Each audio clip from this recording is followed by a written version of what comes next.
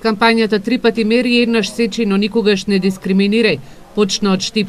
Координаторот на проектот од невладината организација Хера на тркалезната маса истакна дека годинава кампањата ја спроведуваат на локално ниво, со цел да се зајакне заштитата од дискриминација. Во кампањата се вклучени представници од локалната власт, замениците на народниот правобранител, Министерството за правда и невладиниот сектор. Тоа што денес ќе се промовира е формирањето на локалното координативно тело за заштита од дискриминација, кое што ќе има цел и задача да го промовира принципот на недискриминација на локално ниво и заедно да сите тела да се координираат со цел ефикасен и ефективен одговор во поединечни случаи на дискриминација. Кампањата е пред се насочена кон дискриминација врз основа на сексуална ориентација и родов идентитет, меѓутоа ги опфаќа и сите други основи, пред се дискриминацијата врз основа на род. Координаторот за еднакви можности во општина Штип Снежана Санева вели дека како локална самоуправа имаат добиено представки, а имаат правено анкета и на тема дискриминација.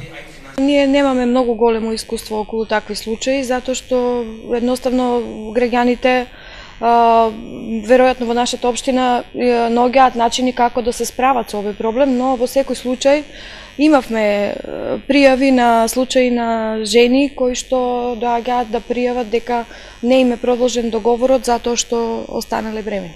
Санева додава дека како општина имаат спроведено анкета дали меѓу учениците постои дискриминација во основните и средни училишта во Штип.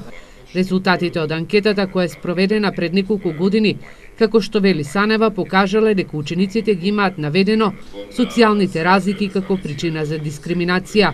Заменикот народен правобранител Елена Ѓорѓоновска-Маневска вели дека како канцеларија во текот на минатата година немаат регистрирано ниту еден случај, односно немаат представка од граѓани на Штип за дискриминација по било која основа. Беше поднесена представка по однос на задржување, односно на ограничување на право на движење на граничен премин Делчево, која што беше проследена во канцеларијата Скопје да се работи како дискриминација, бидејќи потребно е да се препознае дали се работи за ограничување на право на движење или за дискриминација кон одредена група на луѓе.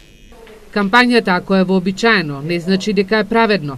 Три пати мери, еднаш сечи, но никогаш не дискриминирај. Преку трибини ќе биде промовирана во 5 градови во земјава, а се реализира со поддршка од амбасадата на Кралството Холандија во Република Македонија.